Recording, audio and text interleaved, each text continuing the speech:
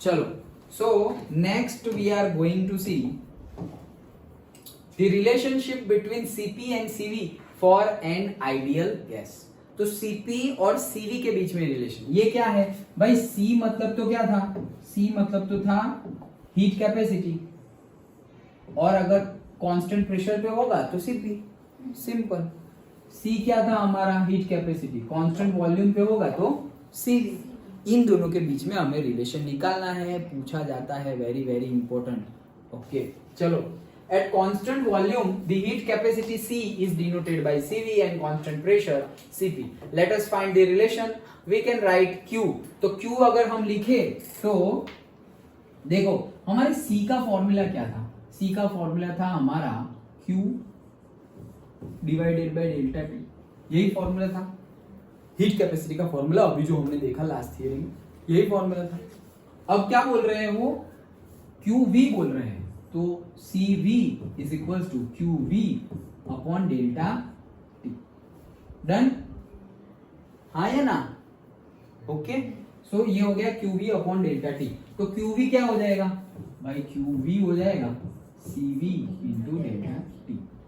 लेकिन हमने पहले ही देख लिया है delta U is equal to Q plus W, और अगर कांस्टेंट वॉल्यूम की बात चल रही है so delta U volume constant है, तो ये भाई साहब तो जीरो हो गए।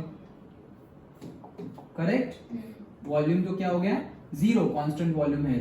तो QV, तो भाई QV इज इक्वल टू तो डेल्टा U है, लेकिन अभी हम बोल रहे हैं कि QV is equal to CV delta T है। हाँ, तो दोनों बातें सही है। QV is equal to CV delta T। Done? समझ में आया क्या किया हमने? देखो C is equal to Q by delta T, base formula. अगर कांस्टेंट प्रेशर होगा तो CP, कांस्टेंट वॉल्यूम होगा तो CV। अभी अगर कांस्टेंट वॉल्यूम हुआ तो QV डेल्टा T। अब हम फर्स्ट लॉ पे आते हैं, तो फर्स्ट लॉ अभी QV इज इक्वल टू क्या हो जाएगा? CV delta T। यहां तक आ गए। फर्स्ट लॉ है हमारा delta U is equal to Q plus W। अगर कांस्टेंट वॉल्यूम लिया हुआ है तो delta V is equal to zero. Delta V is equal to zero, therefore work done is equal to zero. Work done is equal to zero, तो delta U is equal to QV। Constant volume है तो QV, तो delta U is equal to QV आ गया, लेकिन QV is equal to तो ये है, तो ये ही डेल्टा U है, तो delta U is equal to QV is equal to CV delta T, that is equal to delta U। ये तीनों तीन एक ही है। डन? तो वही चीज लिखी हुई है, QV is equal to CV delta T is equal to delta T। Understood? पक्का? हिमांशु, चलो। Done?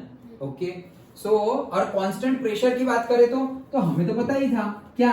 Delta H is equal to QP था। ये तो हमने एंथैल्पी में देखा था, delta H is equal to क्या था? QP।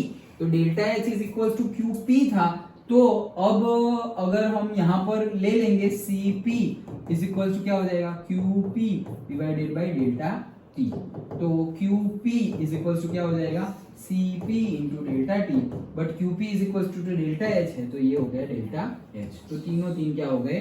सेम। तो यहाँ पर से तीनों तीन सेम हो गए। डन?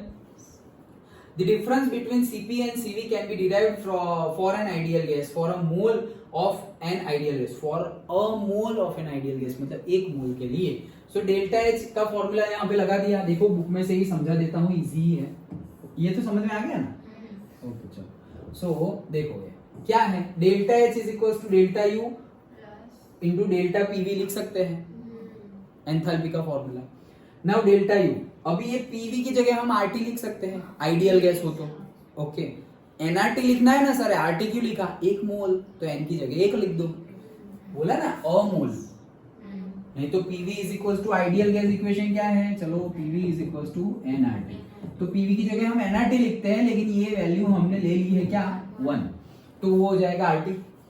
R तो यूनिवर्सल गैस कांस्टेंट है, वो बाहर निकल गया, तो वो क्या आ गया? Delta. Done? Okay, so delta H is equal to delta U R delta T, तो ये आ गया। On putting the values of delta H in delta U we have, अभी सारी वैल्यू पुट करो, तो डेल्टा H की वैल्यू क्या निकाली थी? अभी डेल्टा H की वैल्यू निकाली थी CP डेल्टा T, तो CP delta T। Delta U की वैल्यू CV डेल्टा T, तो डेल्टा U की वैल्यू CV डेल्टा T। ये R डेल्टा T है। डेल्टा T सब में कॉमन है, खट खट खट cut. CP is equals to CV plus R, therefore R is equals to CP minus CV, ये पूछा जाता है। Prove that R is equal to Cp minus Cv, ऐसे। डन, समझ में आ गया? सिंपल, एकदम सिंपल है। क्या है, हमें पूछा है क्या, R is equal to Cp minus Cv होता है, प्रूव करो। स्टार्ट कहां से करेंगे, हीट कैपेसिटी से स्टार्ट करेंगे। Heat capacity C is equal to Q divided by delta T, ये है। अगर कांस्टेंट प्रेशर लेंगे तो Cp is equal to Qp upon delta T। Constant volume लेंगे तो Cv is equal to Qv upon delta T। Done, हमने देख लिया है already, Qv is equal to delta U होता है, क्योंकि कांस्टेंट वॉल्यूम प्रोसेस हो तो वर्क डन 0 होता है, तो delta U is equal to Qv होता है। और Qp is equal to delta H होता है। डेल्टा H की डेफिनेशन में ही हमने देखा था कांस्टेंट वॉल्यूम था, फिर ऊपर का कैप हटा दिया तो कांस्टेंट प्रेशर हो गया। कांस्टेंट प्रेशर और work done, work volume change होगा तो वो वर्क डन और इंटरनल एनर्जी ऐड होके ही तो डेल्टा H मिला था। तो Qp is equal to delta H हमें पता है। सो अब ये Qp की वैल्यू हम यहाँ पुट कर देते हैं और Qv की यहाँ, तो Qv की वैल्यू क्या है, डेल्टा U। ओके, तो यहाँ पर Cv क्या हो गया, Cv, और से Qv क्या हो गया, Qv। Qv की वैल्यू क्या है, Qv is equal to Cv delta T। Qv is equal to Cv delta T। Qp is equal to Cp delta T, that is equals to what, delta H, that is equals to what, delta U। Done, अब हम बोल रहे हैं कि delta H is equals to delta U plus delta PV। P delta V लिखा था ना, तो हमने डेल्टा PV लिख दिया।